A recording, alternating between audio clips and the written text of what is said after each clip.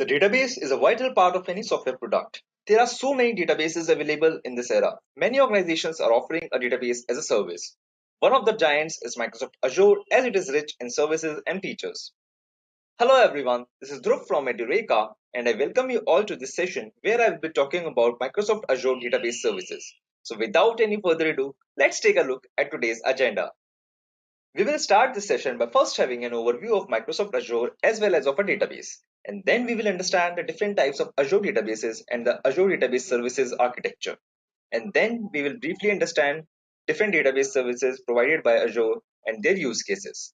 And then finally, we will deploy an Azure database service hands-on. So first, let's get an overview of the Microsoft Azure. Microsoft Azure, formerly known as Windows Azure, is Microsoft's public cloud computing platform created by Microsoft for building, testing, deploying, and managing applications and services through Microsoft managed data centers. It provides software as a service, platform as a service, and infrastructure as a service that can be used for services such as analytics, virtual computing, storage, networking, and much more. It can be used to replace or supplement your on-premise servers as well as it can support many different programming languages, tools, and frameworks, including both Microsoft-specific and third-party software and systems. Azure uses large-scale virtualization at Microsoft data centers worldwide, and it offers more than 600 services. Now let's have an introduction of a database. First, let's understand why do we need a database. So the various reasons a database is important are, first of all, it manages large amounts of data. A database stores and manages a large amount of data on a daily basis. This would not only be possible using any other tool such as a spreadsheet, as they would simply not work.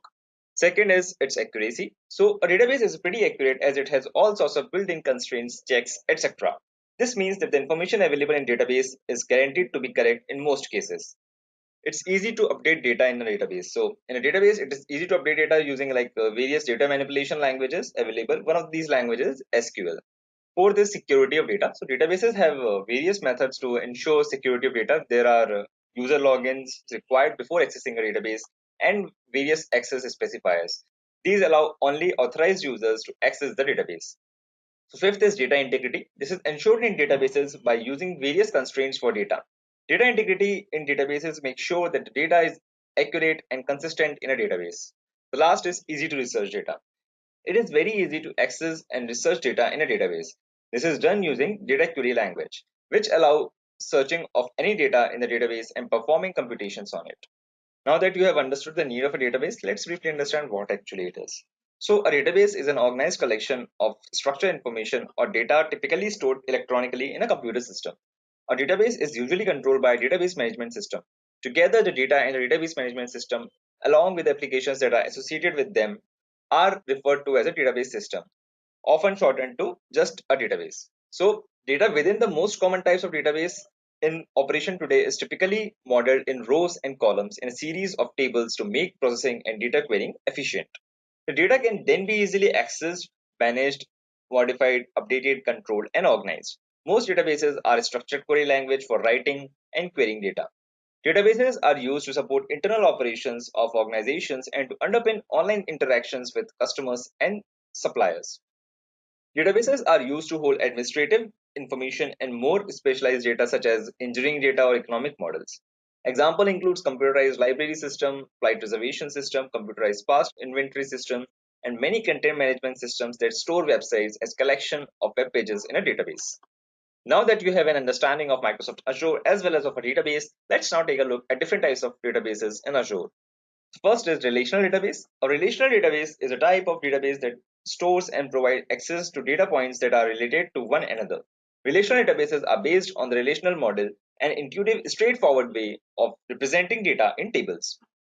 In a relational database, each row in the table is a record with a unique ID called the key. The columns of the table hold attributes of the data, and each record usually has a value for each attribute, making it easy to establish the relationships among data points. In a relational database, all data is stored and accessed via relations. So relations that store data are called base relations, and in implementations are called tables. Other relations do not store data but are computed by applying relational operations to those relations. These relations are sometimes called derived relations. In implementations, these are called views or queries. Derived relations are convenient in that they act as a single relation, even though they may grab information from several relations. Each relation or table has a primary key, This being a consequence of a relation being a set, a primary key uniquely specifies a tuple within a table, while natural attributes are sometimes good primaries. So this is all about relational database. Then second we have is non-relational database, also known as NoSQL databases. So NoSQL database or non-relational database provides a mechanism for storage and retrieval of data that is modeled in means other than the tabular relations used in relational databases. So non-relational databases are increasingly used in big data and real-time web applications. And non-relational databases are also like sometimes called not only SQL to emphasize that they may support SQL-like query languages or sit alongside SQL databases. So the prominent non-relational databases provided by Azure is Cosmos database that I will explain you further in this video. And third is in-memory database. So an in-memory database, also like in the short form we say it as IMDb, also like a main memory database system, or MMDB, or memory resident database. These are all the names of it. So an in-memory database is a database management system that primarily relies on main memory for computer data storage. It is contrasted with database management systems that employ a disk storage mechanism. In-memory databases are like faster than disk optimized databases because disk access is slower than memory access. The internal optimization algorithms are simpler and execute fewer CPU instructions. Accessing data in memory eliminates seek time when querying the data, which provides faster and more predictable performance than disk. A potential technical hurdle with in-memory data storage is the volatility of RAM. Specifically, in the event of a power loss, intentional or otherwise, data stored in volatile RAM is lost. With the introduction of non-volatile random access memory technology, in-memory databases will be able to run at full speed and maintain data in the event of power failure. Let's now understand the architecture of database services provided by Azure. So you can see it looks like a complex architecture, but I will explain you quite easily. So the basic fundamental building block that is available in Azure is the SQL database. So Microsoft offers this SQL server and SQL database on Azure in many ways. We can deploy a single database, or we can deploy multiple databases as part of a shared elastic pool. You can see the elastic pools and single database. Okay. Microsoft introduced a managed instance that is targeted towards on-premises customers. So if we have some SQL databases within our on-premises data center and we want to migrate the database into Azure without any complex configuration or ambiguity, then we can use a managed instance. Because this is mainly targeted towards on-premises customers who want to lift and share their on-premises database into Azure with the least effort and optimized cost. We can also take advantage of licensing we have within our on-premises data center. Microsoft will be responsible for maintenance, patching, and related services. But in case if we want to go for the infrastructure as a service for the SQL server, then we can deploy SQL server on the Azure virtual machine. If the data has a dependency on the underlying platform and we want to log into the SQL server, in that case, we can use the SQL server on a virtual machine. We can deploy a SQL data warehouse on the cloud. Azure offers many other database services for different types of databases such as MySQL, MariaDB, and also PostgreSQL. Once we deploy a database into Azure, we need to migrate the data into it or replicate the data into it. Okay. Then we have is Azure Database Services for data migration. So services that are available in Azure, which we can use to migrate the data from our on-premises SQL server into Azure. So in that, the first one is Azure Data Migration Service. So it is used to migrate the data from our existing SQL server and database within the on-premises data center into the Azure. Then we have is Azure SQL Data Synchronization. If we want to replicate the data from our on-premises database into Azure, then we can use Azure SQL Data Sync. Then we have a SQL Stretch Database. So it is used to migrate cold data into Azure. SQL Stretch Database is a bit different from other database offerings. It works as a hybrid database because it divides the data into different types like hot and cold. So hot data will be kept in the on-premises data center and cold data in the Azure. Then we have is Data Factory. So Azure Data Factory is used for ETL, means transformation, extraction, and loading. So using the Data Factory, we can even extract the data from our on-premises data center. We can do some conversion and load into the Azure SQL database. Data Factory is an ETL tool that is offered on the cloud, which we can use to connect to different databases and like extract the data or transform it and load into a destination. Then there's Azure Security Center. So all the databases that exist in Azure need to be secured, and also we need to accept connections from known origins. For this purpose, all these database services comes with firewall rules where we can configure from which particular IP address we want to allow connection. We can define those firewall rules to limit the number of connections and also reduce the service attack area. So now let's talk about the Cosmos DB. So Cosmos DB is nothing but a SQL data store that is available in Azure, and it is designed to be globally scalable and also very highly available with extremely low latency. Microsoft guarantees latency in terms of reading and writes with Cosmos DB. For example, if we have any application such as IoT or gaming, where we get a lot of data from different users spread across globally, then we will go for Cosmos DB because Cosmos DB is designed to be globally scalable and highly available, due to which users will like experience low latency. Finally, there are two things, and one is we need to secure all the services. For that purpose, we can integrate all these services with Azure Active Directory and manage the users from Azure Active Directory also. To monitor all these services, we can use the Security Center. So there is an individual monitoring tool too, but Azure Security Center will keep on monitoring all these services and provide recommendations if something is wrong. I hope the architecture of Azure Database Services is now clear to you. Now let's move forward to briefly understand the database services provided by Azure. So the first is the Azure SQL Database. So SQL Database is the flagship product for Microsoft in the database area. It is a general purpose relational database that supports structures like relation data, JSON, spatial, and XML. The Azure platform fully manages every Azure SQL database and guarantees no data loss and a high percentage of data availability. Azure automatically handles patching, backups, replication, failure detection, underlying potential hardware, software, or network failure, deploying bug fixes, failovers, and like database upgrades and other maintenance tasks. So there are three ways we can implement our SQL database. So first is managed instance. This is primarily targeted towards on-premises customers. In case if we really have a SQL Server instance in our on-premises data center and you want to migrate that into Azure with minimum changes to our application and the maximum compatibility, then we will go for managed instance. Second is single database. So we can deploy a single database on Azure, its own set of resources managed via a logical server. Okay. Then we have is elastic pool. We can deploy a pool of databases with a shared set of resources managed via a logical server. We can like deploy the SQL database as an infrastructure as a service. That means we want to use the SQL server on Azure virtual machine. But in the case we are responsible for managing the SQL server on that. But in that case, we are responsible for managing the SQL server on that particular Azure virtual machine. So then we have the purchasing model. So there are two ways we can purchase the SQL server on Azure. So first is vCore purchasing model, also known as virtual core purchasing model. So the vCore purchasing model enables us to independently scale compute and storage resources, match on-premises performance, and optimize price. It also allows us to choose a generation hardware. It also allows us to use Azure hybrid benefit for SQL Server to gain cost savings. Best for the customers who value flexibility, control, and transparency. So second is the DDU model. It is based on a bundled measure or compute storage and input-output resources. So sizes of the compute are expressed in terms of database transaction units, means DTUs, for single databases and elastic database transaction units for elastic pools. This model is best for customers who want simple pre-configured resource options. And the second database service is Azure Cosmos Database.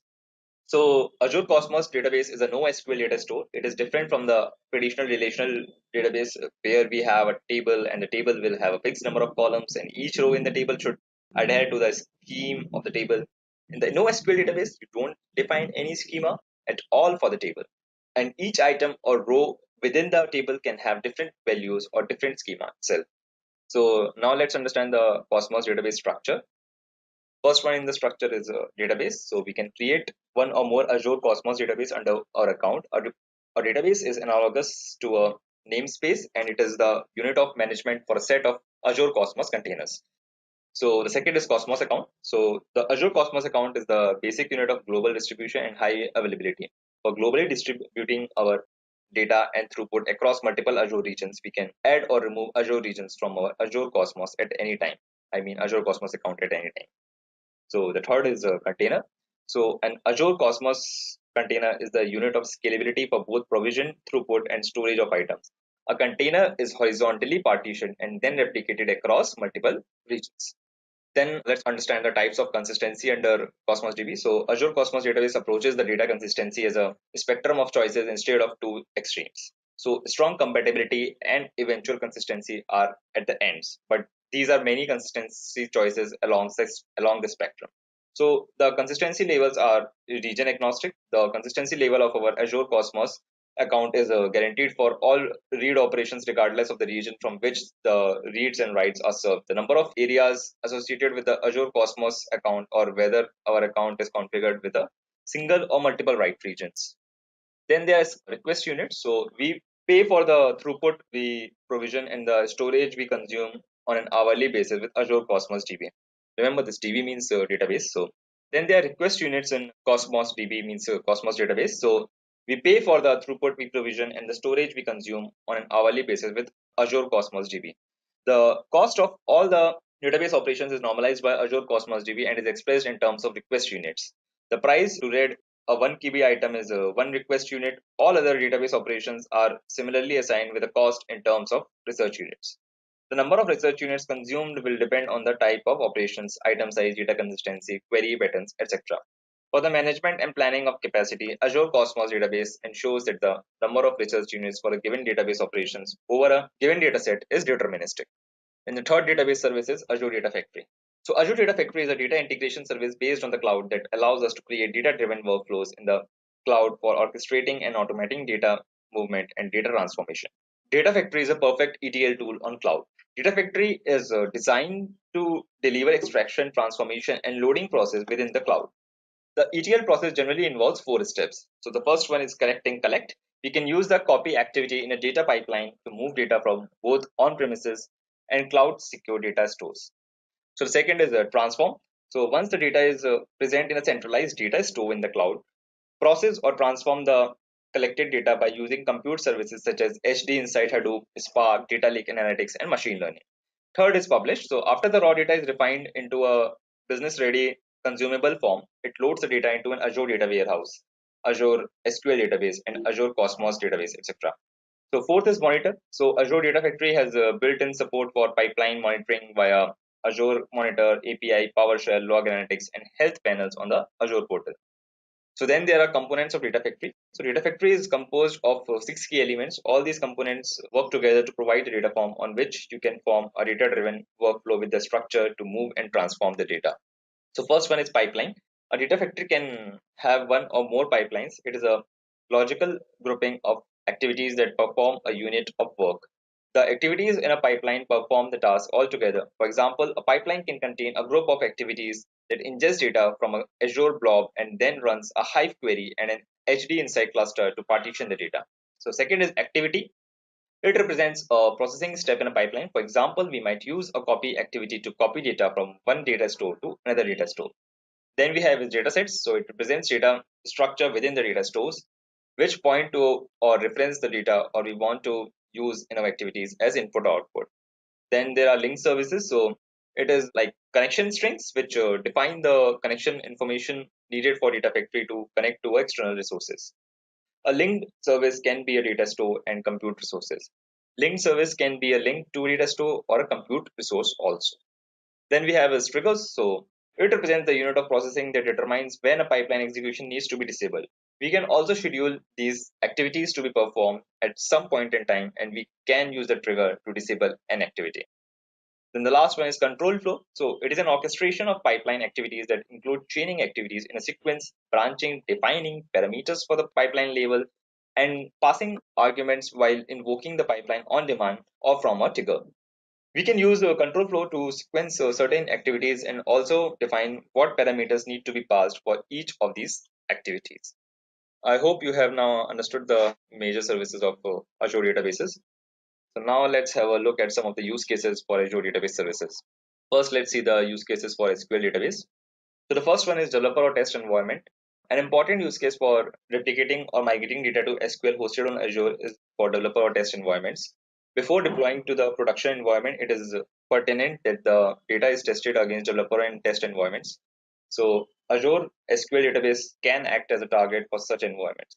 The live production environment can be replicated to the developer or test environment using a database copy. So the second is business continuity. One of the most important use cases for SQL on Azure is using it as a PR target to maintain business continuity. Azure SQL databases can provide an SLA of up to 99.99% by maintaining several copies of the data. This provides business continuity as it allows you to restore geo-redundant copies of the data or use active geo-redundant copies as failover points in use of outages at data centers or in regions. Besides SQL databases, you can also use availability groups to fulfill business continuity demands. Not only can you use availability groups in Azure SQL virtual machines, but also use Azure SQL virtual machine instances as a target for high availability and disaster recovery. And the third one is scaling out read-only workloads. Apart from providing PC or DR capabilities, active geo replication can also be used to offload read-only workloads such as reporting jobs to secondary copies. You can also extend on-premises SQL Server instance using readable always-on replicas. And the fourth one is backup and restore. So Azure SQL Database are backed up automatically on a regular basis, and there are no storage costs for up to 200% of the maximum provisioned database storage. You can restore backups to any point in time going back to a pretended period which is determined by the Azure SQL Service tier in use. On-premises SQL Server databases and transaction logs can also be backed up directly to Azure using the backup to URL feature and stored in Azure storage. So Azure SQL databases can also be stored on local storage by exporting them to backpack files, means backup and restore files. So fifth one is advanced analytics. So another important reason for hosting SQL in Azure is to make use of Azure's advanced analytics platforms such as Azure Storage Blob and Azure Data Lake Store. A common scenario with advanced analytics is when users reference data from various data sources, use Azure Data Lake Store as the staging area, or perform transformation activities using Hive or Spark, and finally load the data into Azure Data Warehouse for BI and reporting. BI means business intelligence. Now let's see the use cases for Cosmos database. First of all, they are used in IoT and telematics. So IoT use cases commonly share some patterns in how they ingest, process, and store data. First, these systems need to ingest bursts of data from device sensors of various locales. Next, these systems process and analyze streaming data to derive real-time insights. The data is then archived to cold storage for batch analytics. Microsoft Azure offers rich services that can be applied for IoT use cases, including Azure Cosmos Database, Azure Event Hubs, Azure Stream Analytics, Azure Notification Hub, Azure Machine Learning, Azure HD Insight, and Power BI. Bursts of data can be ingested by Azure Event Hubs as it offers high throughput data ingestion with low latency. Data ingested that needs to be processed for real-time insight can be funneled to Azure Stream Analytics for real-time analytics. Data can be loaded into Azure Cosmos Database for an ad hoc query. Once the data is loaded into Azure Cosmos Database, the data is ready to be queried. In addition, new data and changes to existing data can be read on changed feed. So change feed is a persistent append only log that stores changes to Cosmos containers in sequential order. Then all data or just changes to data in Azure Cosmos Database can be used as reference data as part of a real-time analytics. In addition, data can further be refined and processed by connecting Azure Cosmos Database data to HD Insight for Pig, Hive, or MapReduce jobs. Refined data is then for a sample of IoT solution using Azure Cosmos Database, Event Hubs, and Storm. See the HD Insight Storm examples repository on GitHub. Okay. Then we have is retail and marketing. So Azure Cosmos Database is used extensively in Microsoft's own e-commerce platform that runs the Windows Store and Xbox Live. It is also used in the retail industry for storing catalog data and for event sourcing in order to process pipelines. So catalog data storage scenarios involve storage and querying a set of attributes for entities such as people, places, and products. Some examples of catalog data are user accounts, product catalogs, IoT devices, registries, and bill of material systems. Attributes for this data may vary and can change over time to fit application requirements. Consider an example of a product catalog of an automotive part supplier. Every part may have its own attributes in addition to the common attributes that all parts share. Furthermore, attributes for a specific part can change the following year when a new model is released. Azure Cosmos Database supports flexible schemas and hierarchical data, and thus it is well suited for storing product catalog data. Azure Cosmos Database is often used for event sourcing to power event-driven architectures using its change feed functionality. The change feed provides downstream microservices the ability to reliably and incrementally read inserts and updates made to an Azure Cosmos database. This functionality can be leveraged to provide persistent event store as a message broker for state-changing events and drive order processing workflow between any microservices. In addition, data stored in Azure Cosmos Database can be integrated with HD Insight for big data analytics via Apache Spark jobs. So the third one is gaming. The database tier is a crucial component of gaming applications. Modern gaming apps perform graphical processing on mobile or console clients but rely on the cloud to deliver customized and personalized content like in-game stats, social media integration, and high-score leaderboards. Games often require single millisecond latencies for reads and writes to provide an engaging in-game experience. A game database needs to be fast and be able to handle massive spikes in request rates during new game launches and feature updates. So Azure Cosmos Database is used by games like The Walking Dead, No Man's Land by Next Games, and Halo 5 Guardians. So Azure Cosmos Database provides the number of benefits to game developers like Azure Cosmos DB allows performance to be scaled up or down elastically. This allows games to handle updating profiles and stats from dozens or millions of simultaneous gamers by making a single API call. Then Azure Cosmos DB supports millisecond reads and writes to help avoid any lags during the gameplay.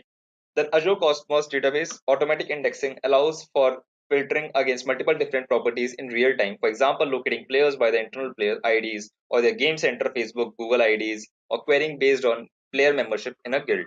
This is possible without building complex indexing or sharding infrastructure.